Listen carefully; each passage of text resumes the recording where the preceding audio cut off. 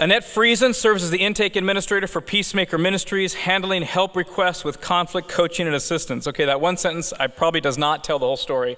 Annette, guys like Gary and Tim who are here, they get to do the kind of cool theoretical teaching of these things, and they're involved in the dirt too, I'm sure. But Annette is really involved in having to work things through with churches and individuals and institutions who are locked in some very messy conflict. And so this is a woman who comes probably having seen it all and bringing great wisdom to us as a result of hundreds and hundreds of situations that probably seemed hopeless. In fact, we were at the fireside chat yesterday, and there was a person who asked a question, and Gary was there, and they were discouraged. Hey, is real reconciliation really possible? And I think they were speaking broadly. Is it really possible when there is deep conflict? And without batting an eye, Gary said, absolutely, I've seen it many, many times. And so Gary and certainly Annette have seen this happen many times where impossible situations seems to have been healed by Jesus working in their midst. She's a certified Christian counselor, and she and her husband, Rick, he's the director of ministry relations for Peacemaker Ministries, speak at Peacemaker events all over the world. They actually love to focus on marriage as well. She speaks to women's group, Christian educators, various retreats. She's written in several magazines.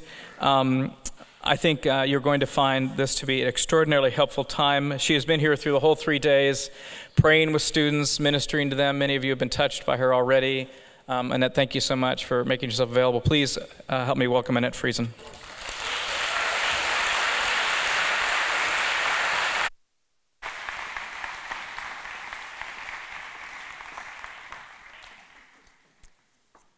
Wow, I don't know if I'm going to be able to live up to that. But I can tell you this.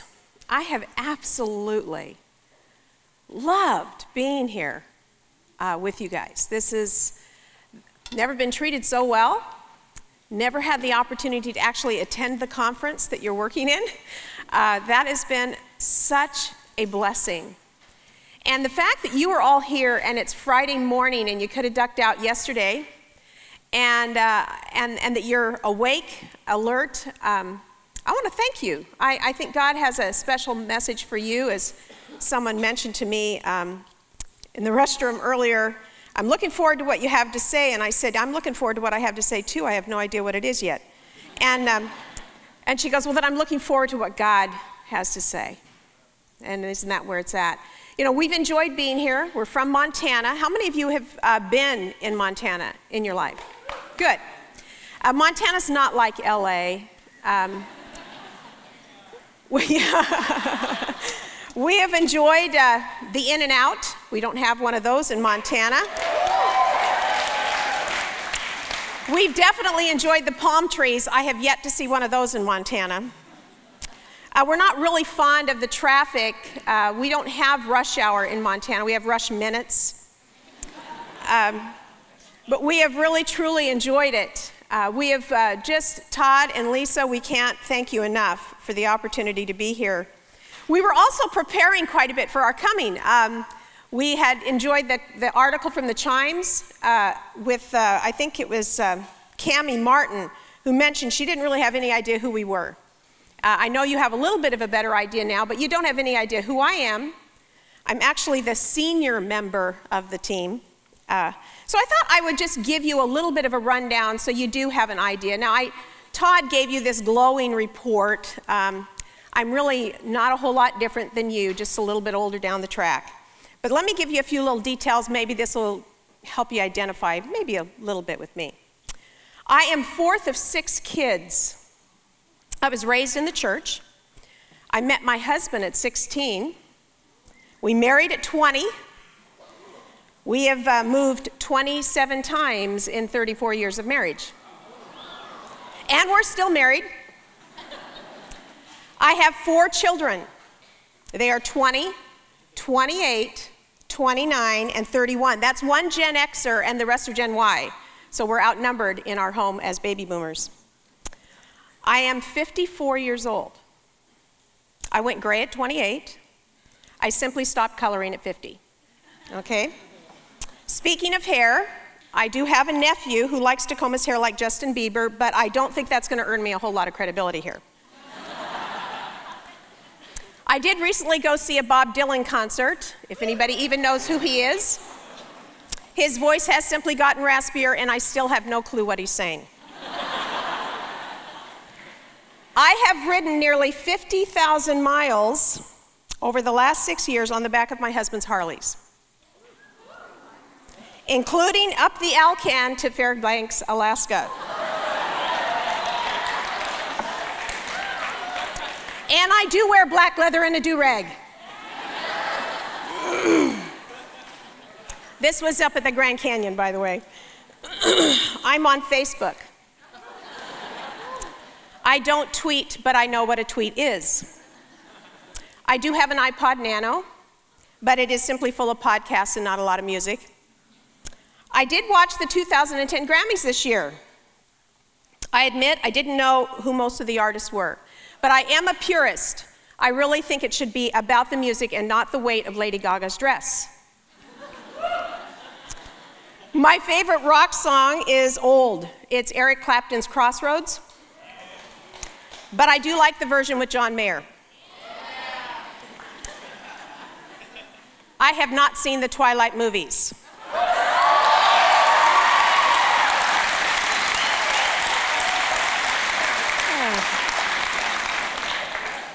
I do not intend to.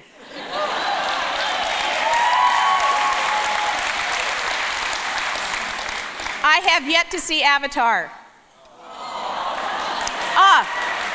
I have yet to see Avatar. My oldest, who you probably have seen around here, JR, he introduced me to sushi. For me, it's all about the wasabi and soy sauce, just what you can dip in wasabi and soy sauce. I am currently, no kidding, in my first year of seminary. It is never too late to learn, you guys, never too late. The other part of that is my husband and I are doing it together. He's ahead of me, I've got better grades. I am a runner. I started running when I was 46 years old. People really like to stare at an old lady when she runs. And last but not least, 2 weeks ago, I completed my 3rd marathon.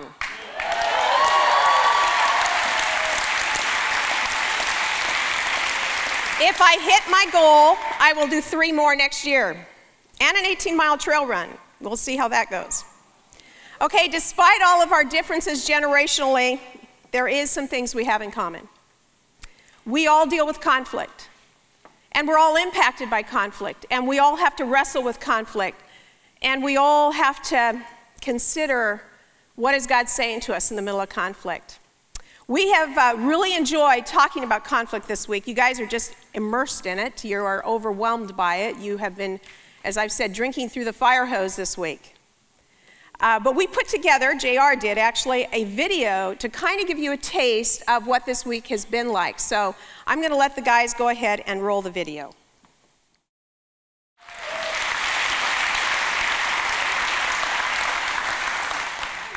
We have truly loved having JR on staff. He fell in love with a young lady on staff. And so I've been privileged to have my eldest son and daughter-in-law, who are soon to have our 2nd grandchild, in a couple of months on staff. But this is the kind of thing that you guys experienced this week. You experienced a lot of this, and to the point of some of you have actually taken this, which is just incredible, and have applied it to your own life by saying, you know, I think I have a couple of phone calls I need to make. We're going to talk a little bit about relationships today.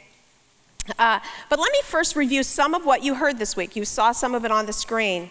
We learned that conflict is all around us, and when we do not respond biblically, it tends to contaminate our witness. The sparks of conflict are diversity, misunderstanding, sinful attitudes. We learned that our responses to conflict can be like gasoline or water.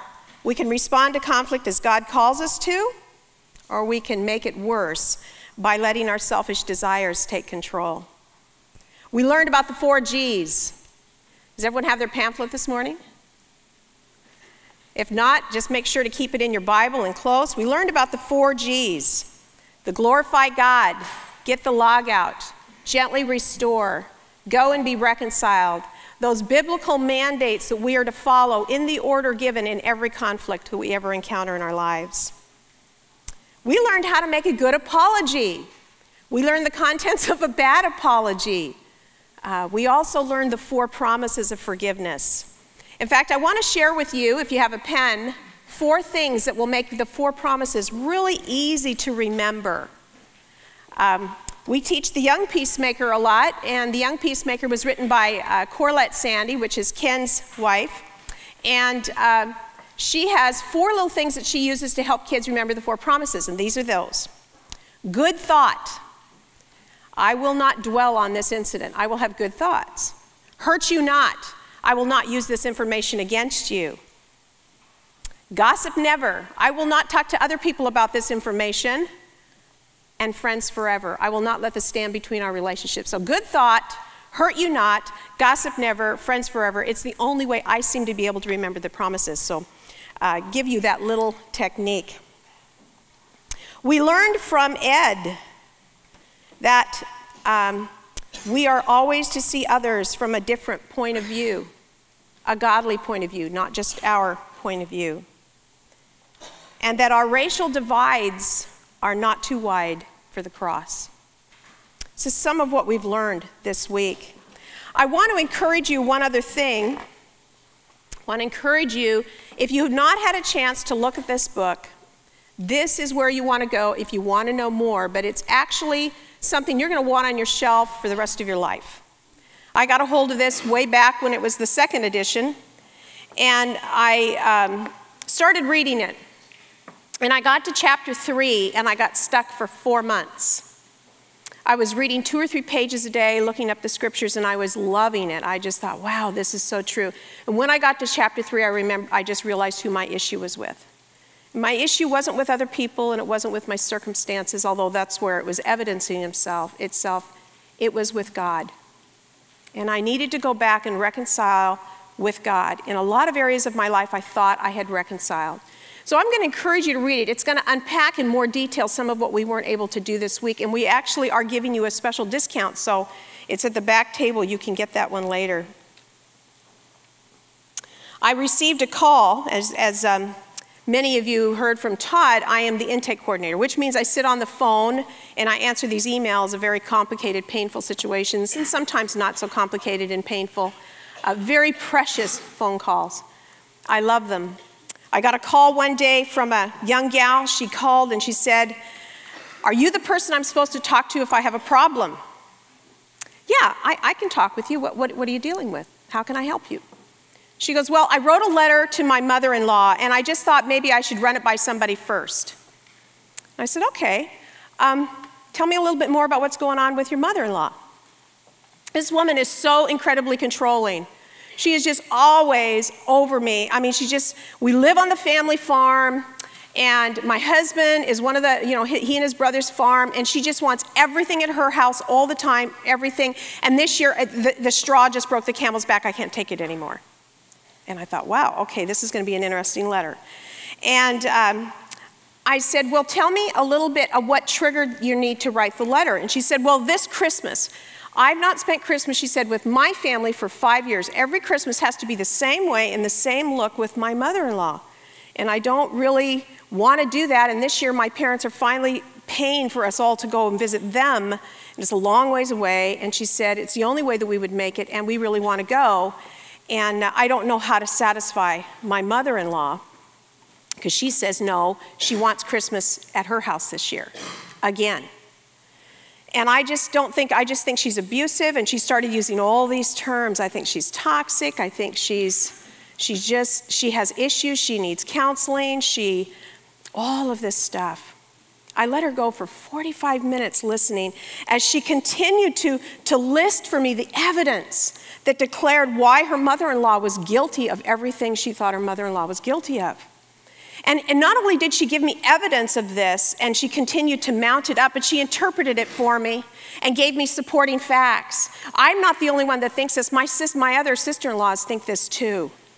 And you know, she did this to another friend, and the other friend came and told me. And so this whole case was mounting against this mother-in-law. And I said, well, before you read the letter, what's the goal of the letter? What's the goal? And she said, well, I think the goal is just to tell her how I feel. And I said, well, how do you think she'll take that? How do you think she'll take this letter? And she got very, very quiet.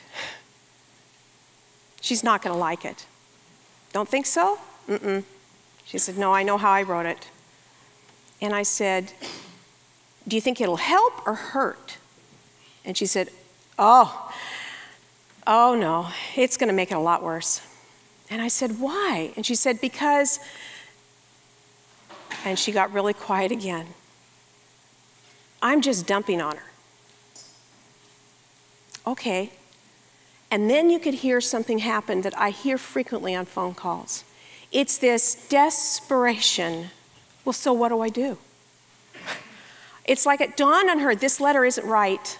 I know this isn't right. That's why I called you. She even said that later. She says, this is why I called you. I kind of knew it was wrong, and I don't know what else to do. And she felt desperate. So what we did is we spent some time then talking about where her heart was in the conflict. What was she feeling? She was feeling anger and hurt, and she felt minimized, and she felt disregarded, and she felt disrespected. And instead of talking about the way her mother made her feel like that, we talked about what are some things she could do in the face of that wrong that could show mercy and grace to a mother-in-law who wasn't ready to be confronted with her sin yet. And at the end of the phone call, and we had talked about simple things like, well, this is how you can explain to your mother-in-law. One of the things we talked about, believe it or not, was when she had an opportunity to tell her mother-in-law to talk to her husband and to work it out, and at an event, they could go quietly to Mom in the kitchen and say, by the way, Mom, we wanted to talk to you about Christmas. We have this opportunity, and while we don't want to disrupt your plans, this is kind of what we're dealing with. And so we wanted to let you know we're going to be here for the morning for a couple of hours, and then we're going to be flying out later on that day. And we are really appreciative that you are constantly planning wonderful family events. And we don't really want to miss too much of the event. So we're going to fly out Christmas Day before dinner, but after gifts, so that we can head out and still spend some time with you. And say it very calmly. And she goes, well, what if she comes back at me? What if she starts to attack me? And I said, well, why don't you listen? Listen? Yeah, listen. Just listen to her.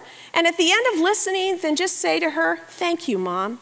Thank you, because what you're telling us is that you really want us here, and we are so appreciative of that. But this year, we're going to go visit the other family if it's okay with you. But then what if she comes back again? And I said, well, just listen. Be quick to listen. Slow to speak, slow to anger. I said, about the fourth time, she'll get the hint, and she'll get frustrated. But with you and your husband will be there, and the other family kind of off in the distance, I don't think there's going to be too much of a problem. What do you think? And she said, I think you're right. And at the end of the phone call, after we got done praying, she said, thank you so much. Because I was having a bad day and I was angry at my mother-in-law, I was about to throw my entire family relationship with them away with a letter. We're going to talk today about relationships and about how they get tangled because of our own hearts. So let's talk about relationships in general. I'm going to offer you a quote from a book called The Peacemaking Pastor. I happen to have the blessing of going to Ken Sande's church, the author of this book, and his pastor wrote a book called The Peacemaking Pastor. And Alfred started his book with this statement: Christ is the reason many enter the pastorate. Conflict is the reason many leave. So let's say it another way. Relationship with God is the reason many come to church. Relationship conflict with Christians is why many leave the church. The fact is, despite how Mr. Gecko says in the Wall Street Money Never Sleeps movie recently, that time is your greatest asset, it is not. The gospel is. And the gospel, God's plan to redeem us and thus redeem relationships, is what it's all about. So how is the gospel lived out? Well, you've heard the verse a lot this week. It was asked by the disciples to Jesus about what is the most important thing in life, and what were the two greatest commandments given. We've heard it already, I think, 2 or 3 times. Teacher, what's the greatest commandment in the law? You shall love the Lord your God with all your heart, with all your soul and your mind, and the second is like it. You shall love your neighbor as yourself. Why is loving your neighbor as yourself something so important? Because we're such masters at loving ourselves. I know we don't always hear that message, but it's true. So if the gospel is to be lived out by first loving God and others, and then our relationships, how do we interact with people so that the gospel impacts them? Well, before we talk about that, let's talk about 5 realities of relationships that you can't change. They are what they are. And these are things that we probably should get a hold of right away, because they're helpful. They're helpful to know this is the reality. One of the things I do on the phone with people is we actually, well, what are your options? What are your options in responding to this conflict? And one of the things that they have a hard time accepting is simply the realities of their situation. You know, that's not an option. What you want to do over here is not an option. You can't control that, and that's not even there. So let's talk about 5 realities. 1, relationship are made up, they make up our community. We don't have community without relationship. God designed it this way. In Genesis 2:18, man, it's not good that man should be alone. God wanted us in relationship with him and in relationship with each other. Second, relationships are completely full of brokenness.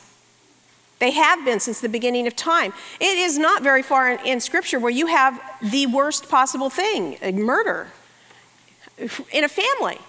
I mean, you talk about brokenness. It didn't take long for it to slide there either, did it? It's there pretty fast. Once sin entered the world, man is going to wound man. That's a reality. But God knew that ahead of time, and he made a plan for that, didn't he? He made a plan not only to redeem us with him, but he made a plan for us to be able to redeem our relationships because of what he has done. And so that is a huge, wonderful reality of this brokenness that we live in. Relationships are our identity. That's the theme of your conference here. Blessed are the peacemakers, because they will be called the sons of God. Our identity is distinctly linked with how we relate to one another. Our identity is in how we respond. Relationships are our testimony. We've heard this verse a lot this week, John 17, that they may all be one, just as you, Father, are in me and I in you, that they also may be in us, so that the world may believe that you have sent me. When we're unified, not uniform, but unified, we testify to Christ actually being God's Son. And relationships are our means in which to give love. John 13:35, by this all people will know that you are my disciples if you have love one for another. If people watched how you interacted with other people, would they identify you as God's, would they say, you know what, I can tell by the way you're acting that Christ is God's Son and that you are one of his disciples? I don't know about you, but it wouldn't be true in my life. In fact,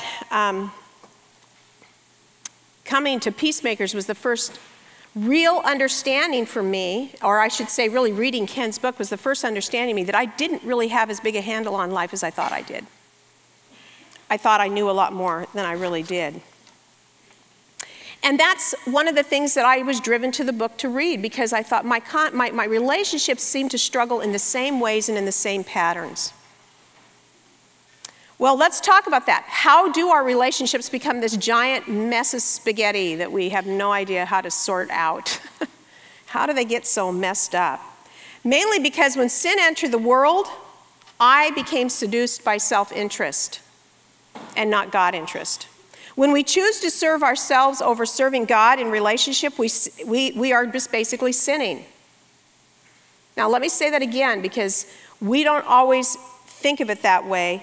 When we choose to serve ourselves over serving God in relationship, we sin, and sin's self-centeredness cuts us off from God and others.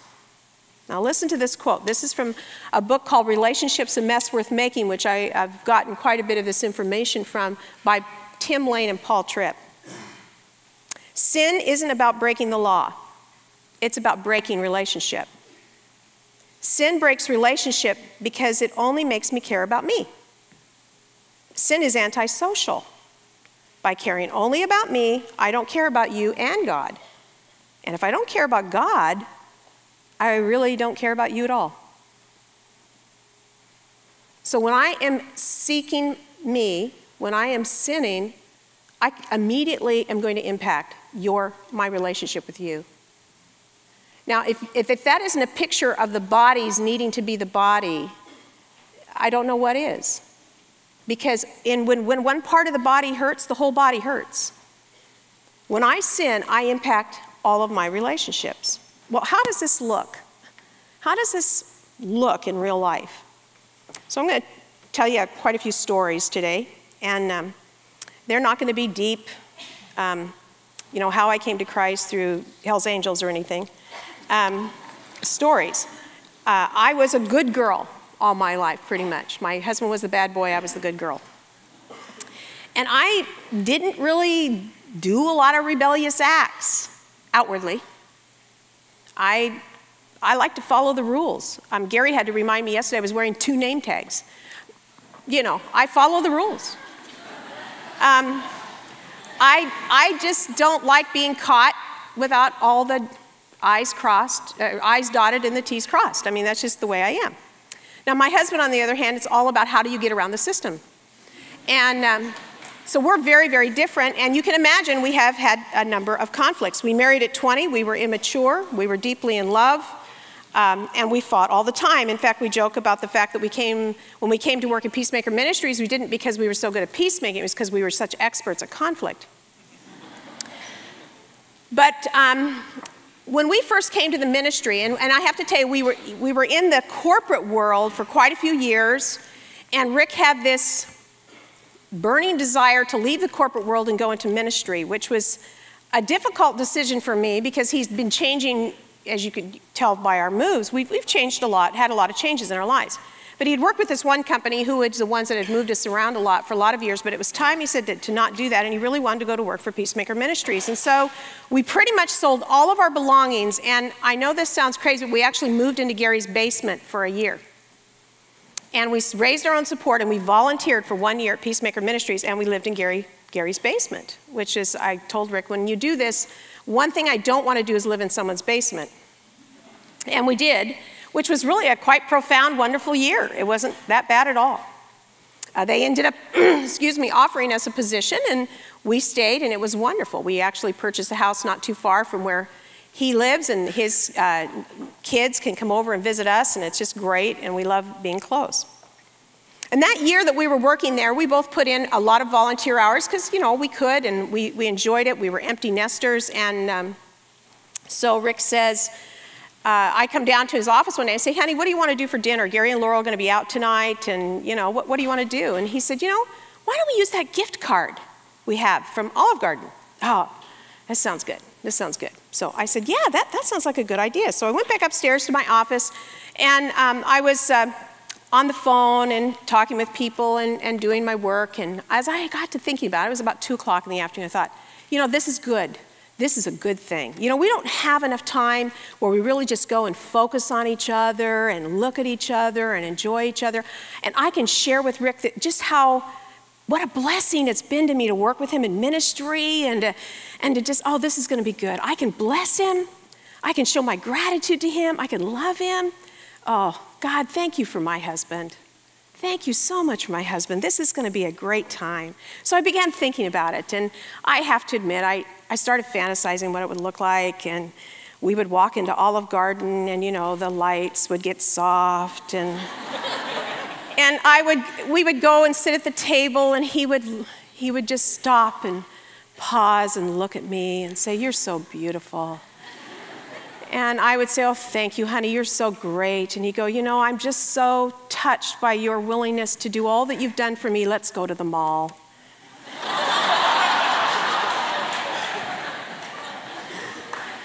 And so as the afternoon went on, I kept building this up in my mind. And sometimes I would get this email alert of a news report, and I'd click to CNN, and there down at the bottom in some sort of personal thing, it would say, marriages are better if they eat out to dinner together. And I would say, see, there's proof. There's proof. And oh, you know, we've got to have this. This is really critical. We need to, I thought, you know what, we need to incorporate this into our life as a regular habit. This is necessary. Date night, date day, you know, whatever. We need to do more of this. So I'm really looking forward to 5 o'clock, you know. And 5 o'clock rolls around, and I'm waiting for Rick to kind of buzz me and say, time to go, honey, let's go. He didn't buzz me at 5, and 5:15 rolled around, and he still didn't buzz. And 5:30, I'm getting a little antsy. 5:45, he still hasn't called me. So I buzz him, and he doesn't answer on his intercom. I think, oh, great. So I walked down to his office. Everyone in the office is gone by now. And I said, honey, when are we going? And he's on the phone. Oh, yeah, just a minute. And I thought, how could he have forgotten something so important? I mean, this is important stuff. Okay, well, I can handle this little disappointment. I can handle this. So I waited, and we didn't get out of the office till 6:15. And unfortunately, he gets a second phone call in the car on the way to the restaurant. And I'm thinking, okay, wait, no, I can be patient. You know, I'm a peacemaker. I can do this. So we go to dinner, and the lady kind of hustles us off to a table, and it's kind of in a noisy area, and, oh, we can handle it. It's crowded. We've got to get some sort of a table. And she comes to take our order, and not only is Rick on the phone, but when he stops, he's doing something with his phone. You know, he has the fancy phone. I have the less techie phone. And I'm getting a little bit frustrated. And I'm starting to think things like this. You know, he does this a lot.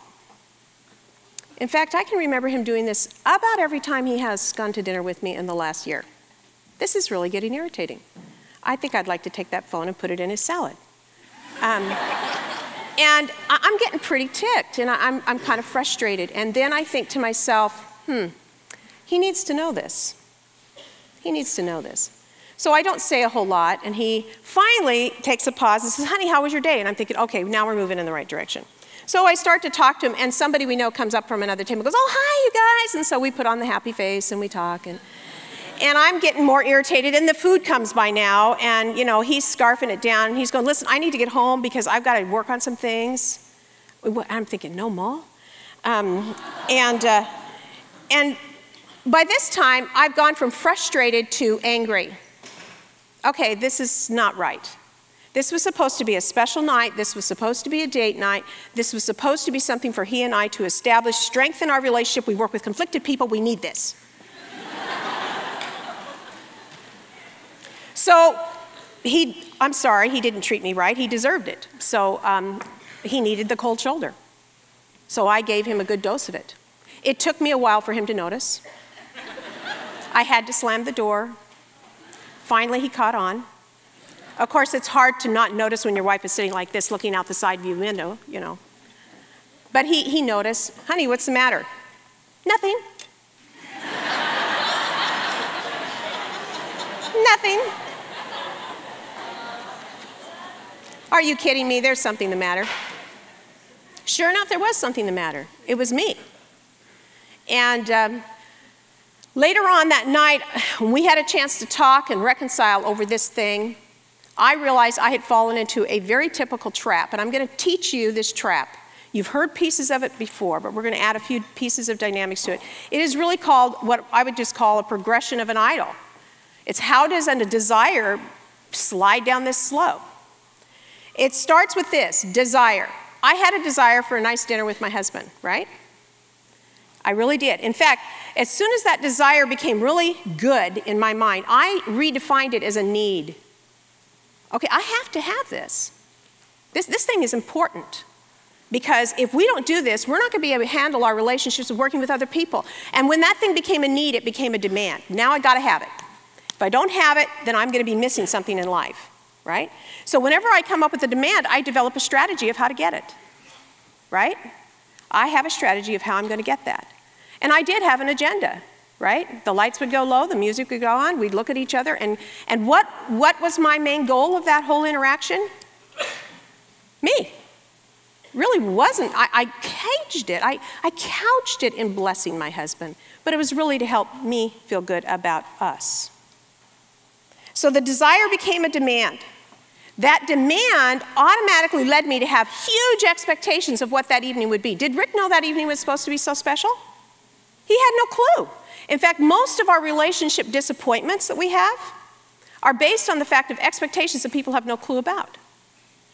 We have a vision of what perfection should be. They need to meet it, and when they don't meet it, we get upset with them. For instance, you can see, how many of you have heard this? If you really loved me, you would do such and such.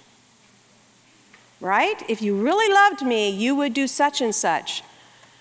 What was that such and such for me that night? If you really loved me, you would have put that phone down, you would have focused on me, you would have listened to me, and who was the focus of the evening? Me. It was self-serving.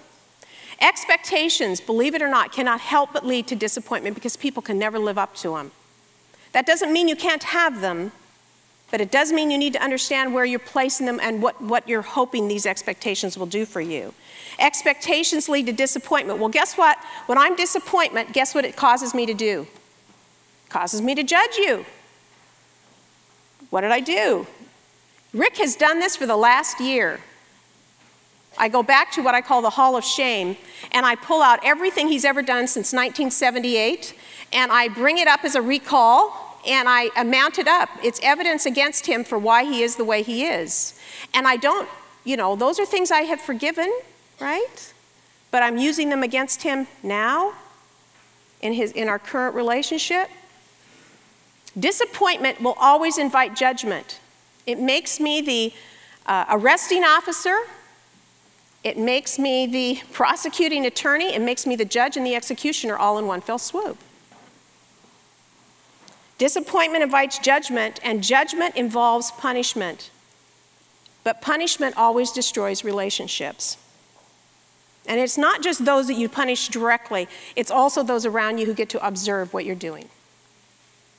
I can't tell you how many people I've talked to this week who have said, my parents are divorced, and I am in the middle, or I don't know how to reconcile with my mom, I don't know how to reconcile with my dad.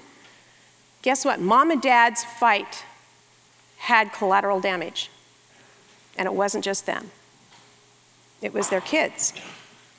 So when I'm hurt and angry and I strike back, I do it because you broke the laws of my kingdom. I'm no longer motivated by a love for God and his people so that I use the things in my life to express that love. Instead, I love things and I use people, and even the Lord, to get them. One thing in my Old Testament class recently, we were asked a question, contrast the responses between Saul and his confrontation by Samuel of not eradicating the Amalekites, and the contrast between David and his confrontation by Nathan. Saul did everything from blame shifting. It was the people's decision. He would not admit that he'd done anything wrong. He denied that he'd done wrong. He just flat out lied. And then he tried to make what he did sound holy.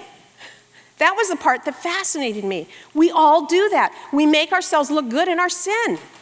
Saul said, oh, we're going to sacrifice these animals. We brought them to sacrifice to God. And I do that all the time. I try to make what I'm doing in the middle of my sin sound justifiably right. That's not right. What happens is found in James 1:14 through 15. But each person is tempted when he's lured and enticed by his own desire. Then desire, when it is conceived, gives birth to sin. And when it is fully grown, brings forth death. Sin is antisocial, and it will kill your relationships if you let it lie there. And the sin begins in our own hearts, because it's out of the mouth that the heart speaks. And when I'm in an angry tirade against my husband, it's not because of what he's done to me. If I had a glass of water here, let's just pretend I did, and here's this glass of water and it's half full, and I went like this, and water went spilling out on the floor. Why?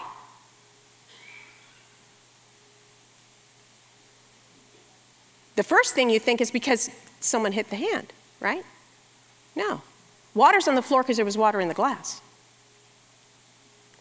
When life comes along and knocks you and you have a reaction, it isn't because your hand got hit.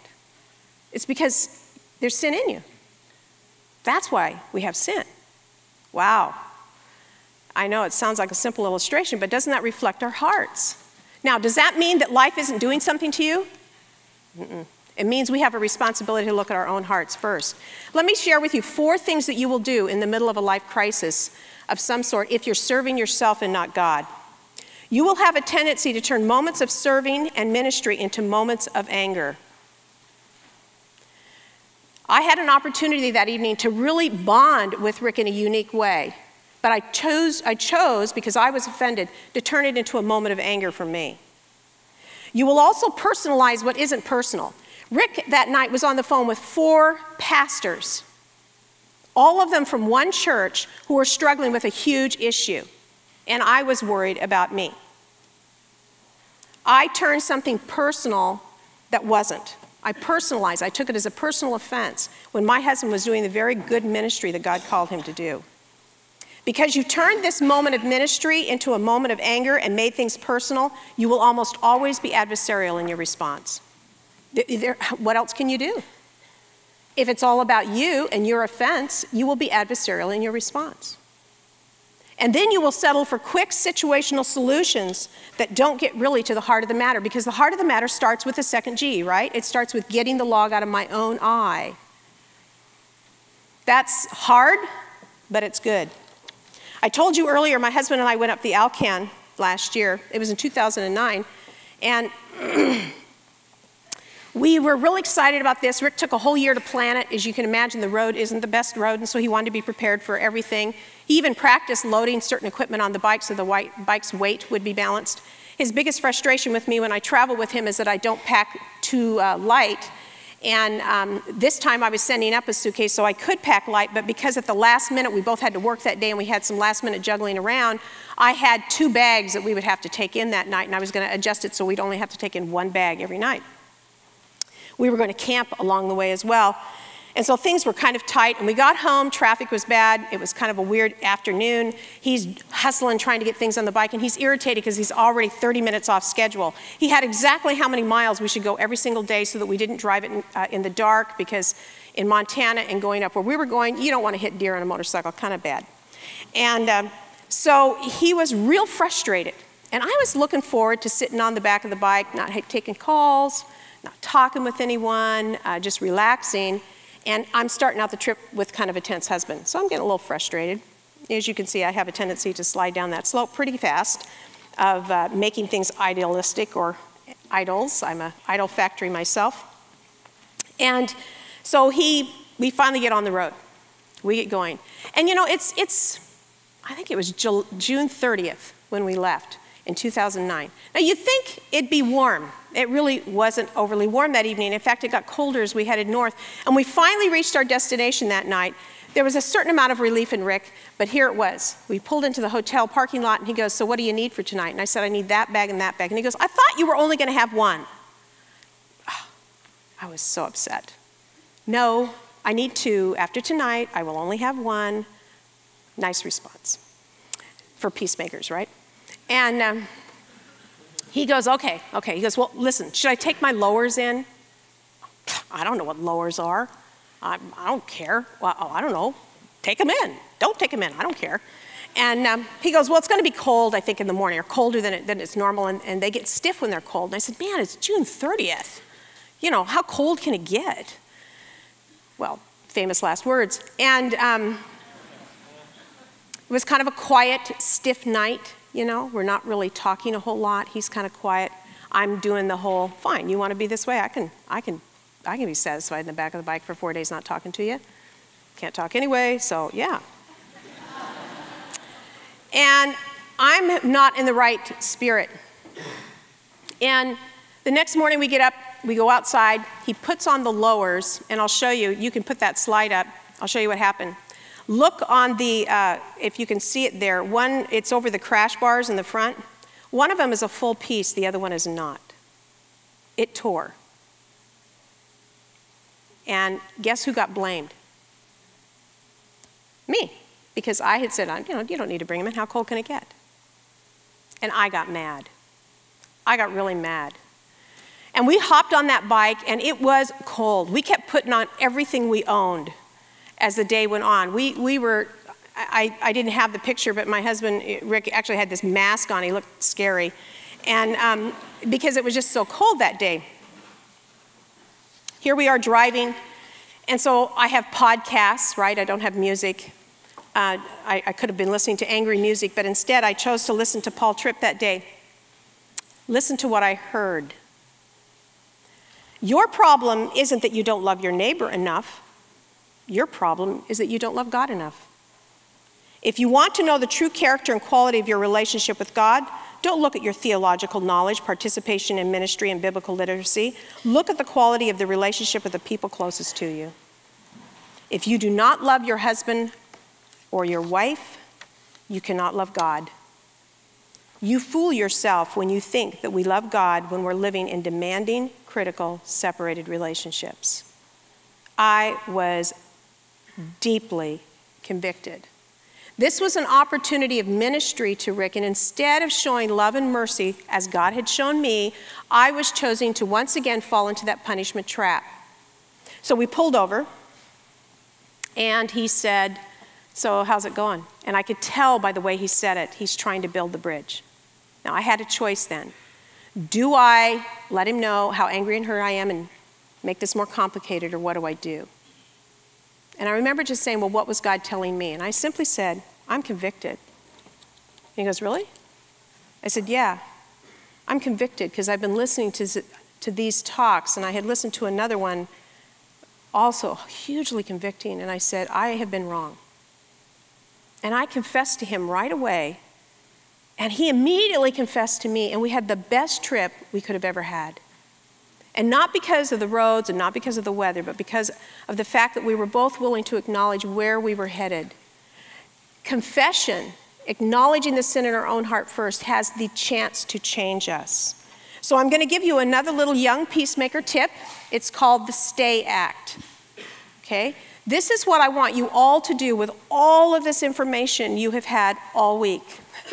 That you're inundated with, you're heavy with, you're full of. And I have made a list of 27 people that I would think I should reconcile with, and I only have contact anymore with 10 of them, and I don't know what to do with the others, and I don't know if this relationship be reconciled to this one, so I'm going to give you what you should do first.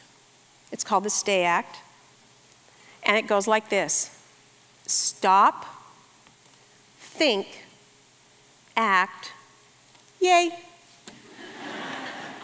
It's a kid's thing. But it's great. I use it all the time. When my heart is in a tussle of conflict, I stop. Okay, what's going on here? Time to figure it out. Time to think it through. I've gone on runs and said, okay, Annette, what would you want if you could have everything you wanted in this situation? And you know what I always end up with is I want people to worship at my throne. So I realize when I get there that it's my heart that's got the issue, and I need to deal with that first before I ever go to anybody else. And so stop. Just stop. Take a moment. Take a breather. I can guarantee you, rushing into solving a conflict isn't always the first thing you should do. It might be. But if you're confused, stop. Now think. Get down on your knees, pray. What does God want you to do in this situation? But before he wants you to do something, he wants you to look at your own heart. And this morning you have a chance to do that. Stop and look at your own heart. Ask God to reveal any sin in you. Search my heart, O God. That's what you're asking God to do. Not to go and fix the problem suddenly, because sometimes we go to fix with a self-interest, not an other interest. We tell people our problems not because we think it's going to help them. We dump on them. We were doing a remodel project in our basement one time, and Rick put in a bathroom in the basement from nothing. He's a general contractor by trade in the old days, and he's good. But when I saw the pipe he was going to plumb into, I didn't know what to make of that. And he built this beautiful bathroom. The first Christmas we had company over, it was with his younger brother, and they were staying in our house. That bathroom backed up twice. And he was sitting on the edge of the tub, and I had convinced myself he had plumbed into a dead pipe. And I had a $5,000 dead bathroom. And he's sitting on the edge of the tub looking down the drain, and this was my thought, well, that's not going to help much. How's that going to be helpful? He needed to know. So I came to tell him. He needed to know. I went and stood over that tub, and I started telling him what I thought. Now, to this day, I can't tell you what I said. I know that it wasn't good. And this gracious husband of mine turned to me very calmly and said, Annette, what is the goal of this conversation?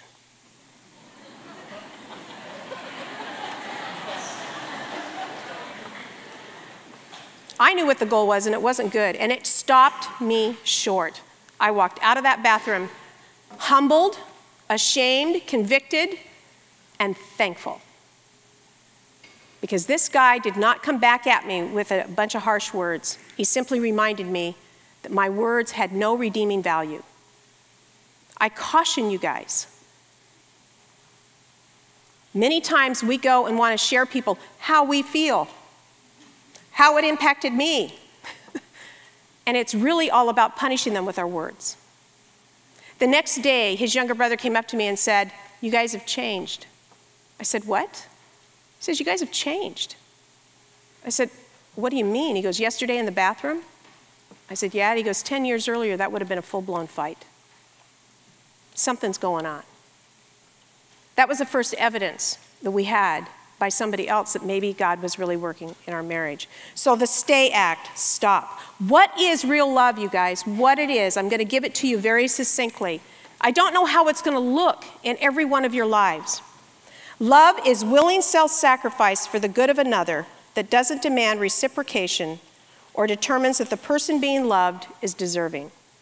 Love is willing self-sacrifice. It's a choice that you make to put down your goals and work in Philippians 2:4 model.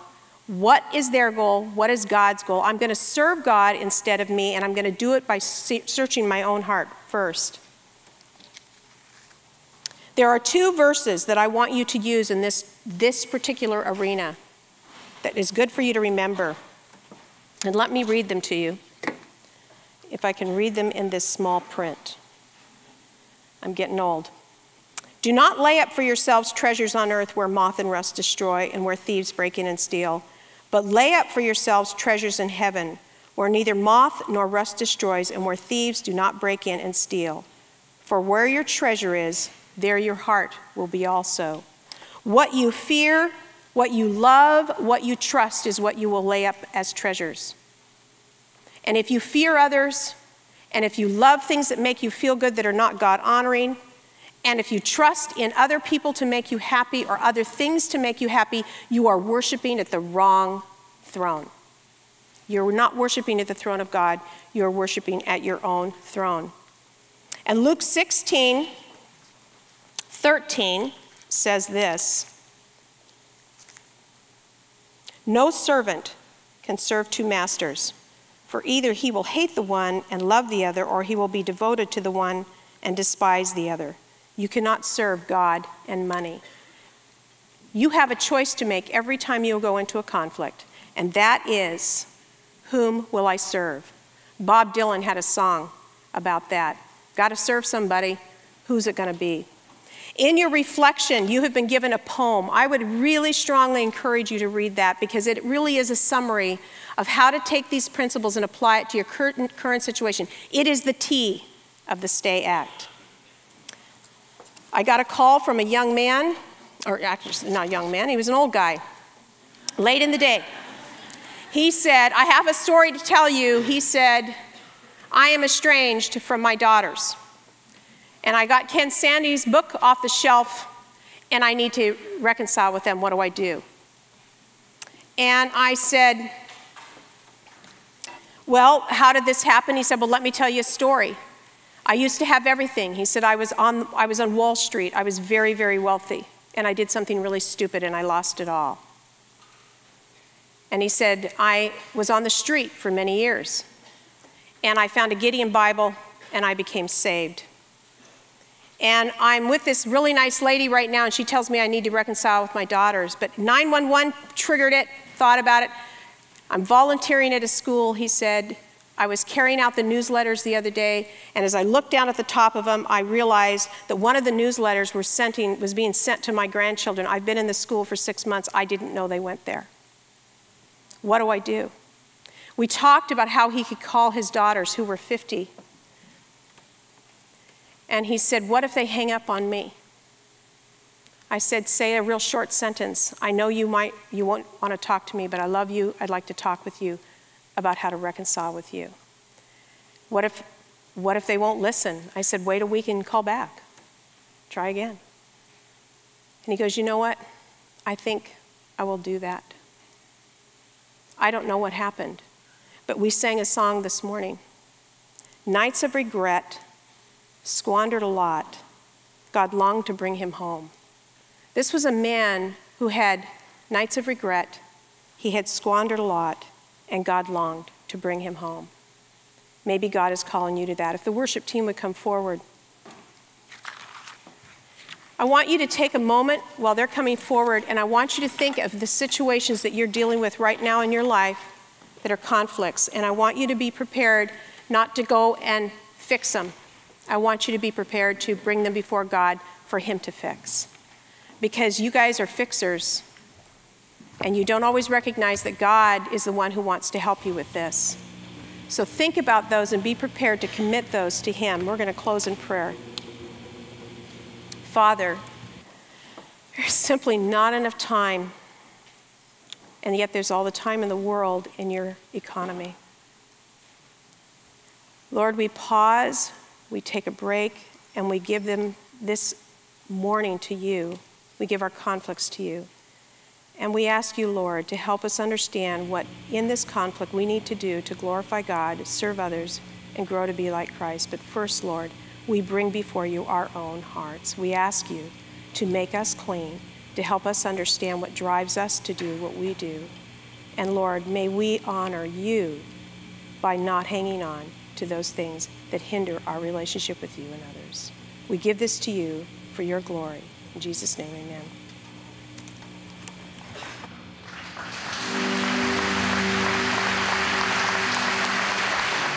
We hope you enjoyed this message. Biola University offers a variety of biblically centered degree programs, ranging from business to ministry to the arts and sciences. Learn more at biola.edu.